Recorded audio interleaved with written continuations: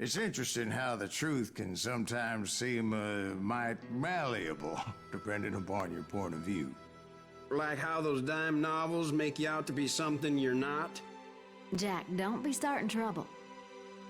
No, he's right. They do tend to exaggerate. Did they exaggerate your part in taking down the Daltons? Well, I was there in the flesh, boy, so I saw what happened firsthand.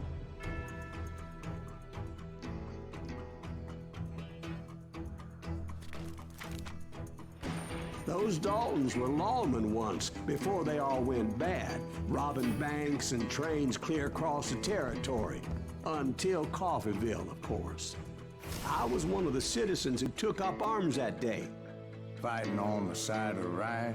I did my best, sir. We all did.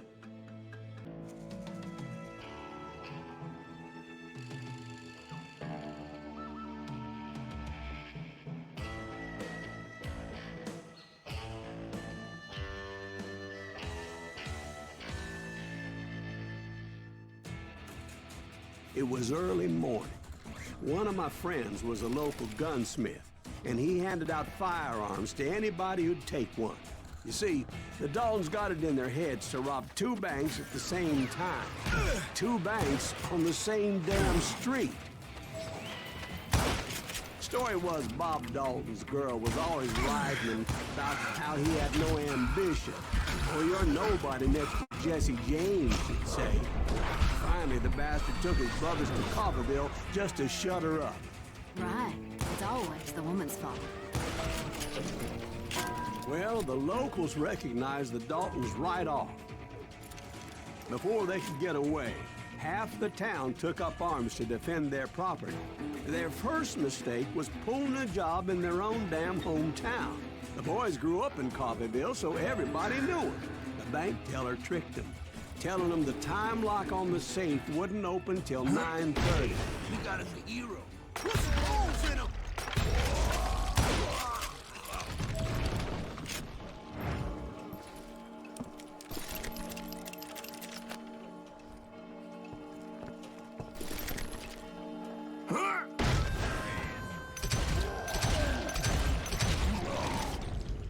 The brothers paid dearly for their stupidity, but everybody knows they had it coming. There's more to it than that. I read all about that day, so I know for a fact that it went down very differently.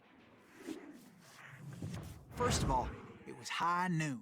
A posse of U.S. deputy marshals were on the rooftop across the street. Get ready, boys. They're gonna make a move.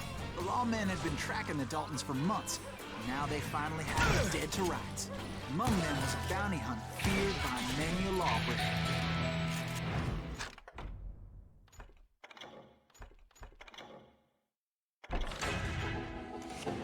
This man had no intention of letting the Daltons slip away. The marshals tried to get the Daltons to surrender, knew that the brothers were far too proud to ever lay down their guns.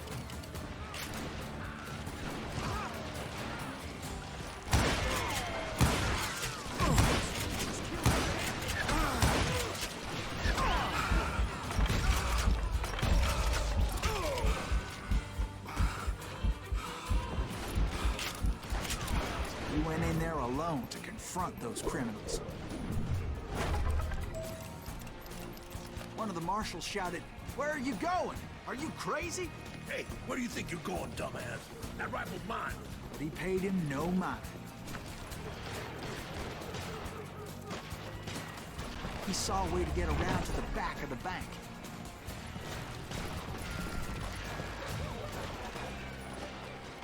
Then he figured out how to hit the Daltons from a direction they weren't expecting.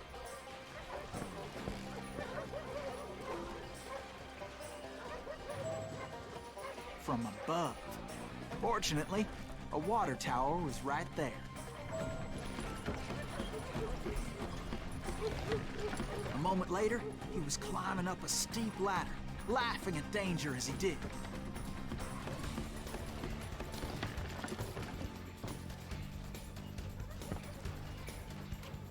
It was brave men like him who risked their lives to tame this wild country.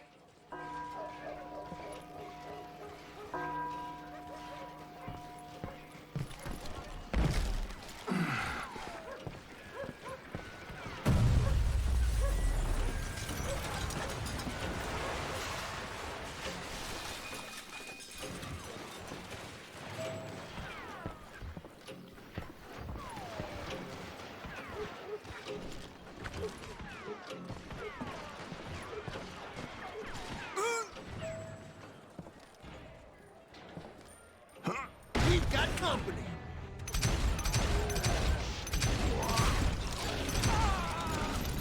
Heroic men like him, who did what other men couldn't or wouldn't to make this country free. Like Jim Bowie and Davy Crockett, who died defending the Alamo.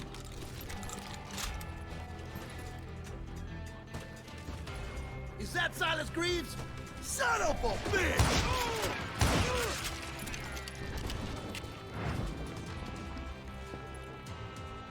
God damn you!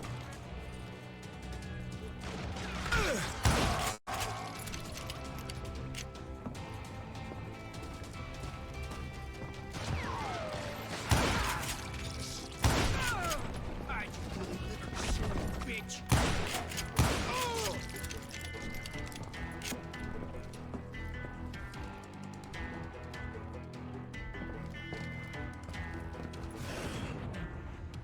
Over there!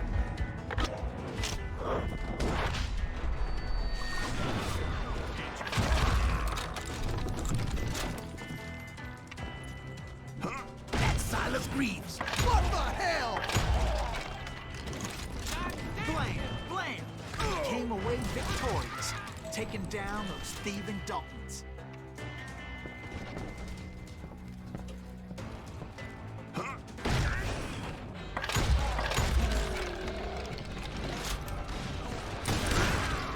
His name was Silas Greaves, and when the dust finally settled, he was the last man standing. Sorry, kid, but that just wasn't the way it happened.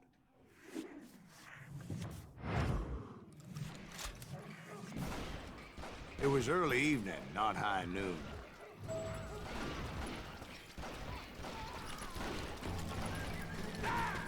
I was late to the party, and Coffeyville was already up in arms.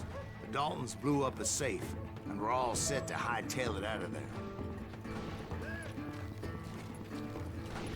Those pathetic deputies surrounding the bank were dropping like flies.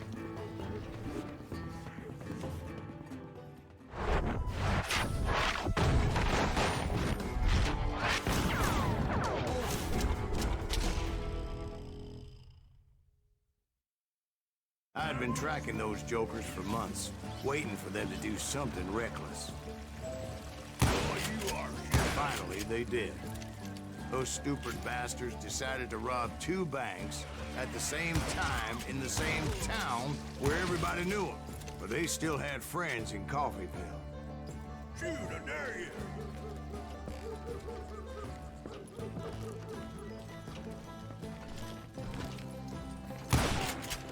You won't need it, damn it! You can't do me! Oh!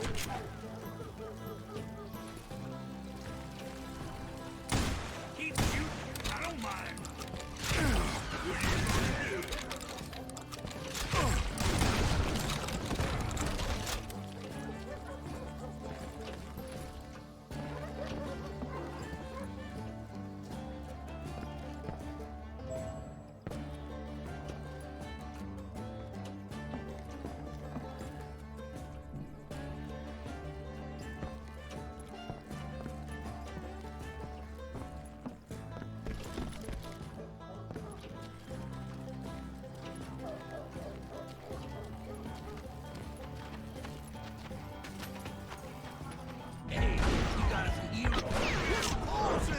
Those friends came after me like a pack of wild dogs, tooth and nail.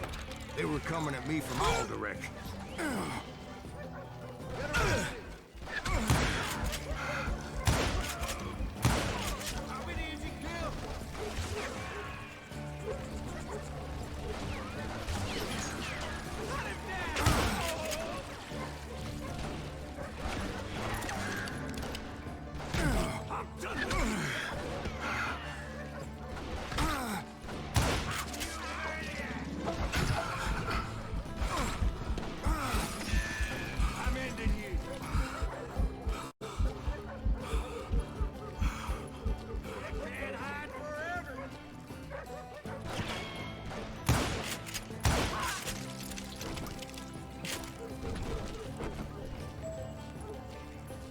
I caught sight of the Daltons running with the money and didn't want to lose them.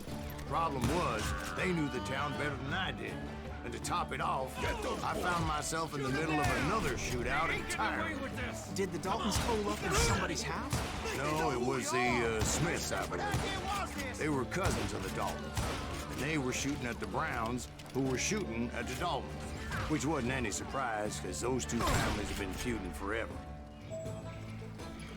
And since the Joneses are related to the Browns, they shot at the Smiths, pissing off the Heimhoffers, whose daughter recently married a Smith. Well, bullets were flying every which way as all the old feuds in Kansas caught fire all at once.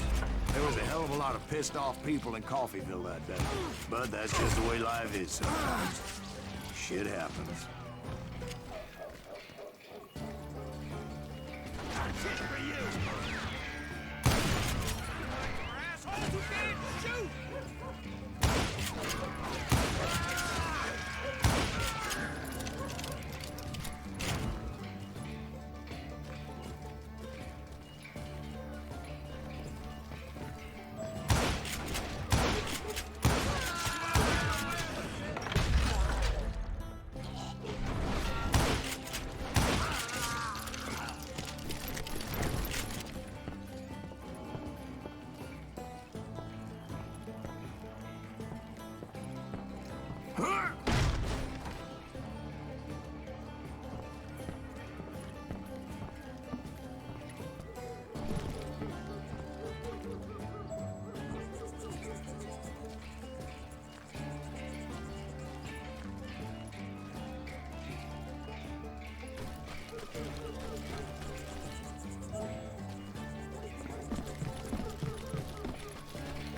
The Dalton boys knew I would never give up.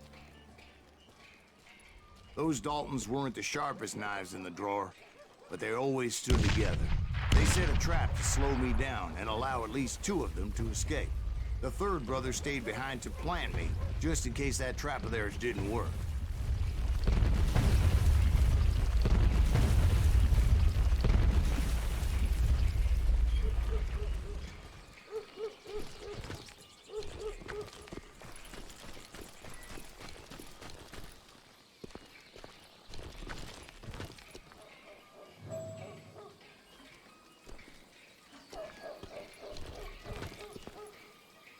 It was Emmett, the youngest, and he decided to stand his ground and face me down. I ain't afraid of you, Silas Greaves. This is where it ends for you. He was determined to protect his brothers. And I understood how he felt. Taking me on all by his lonesome wasn't exactly a recipe for a long life.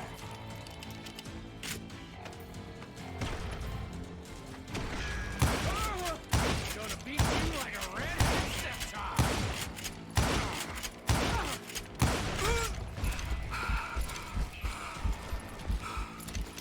You are dead, law dog.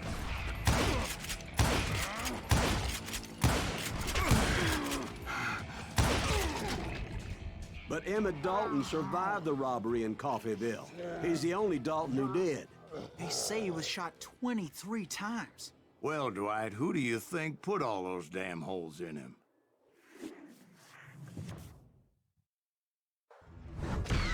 But I have to admit, that boy had grit.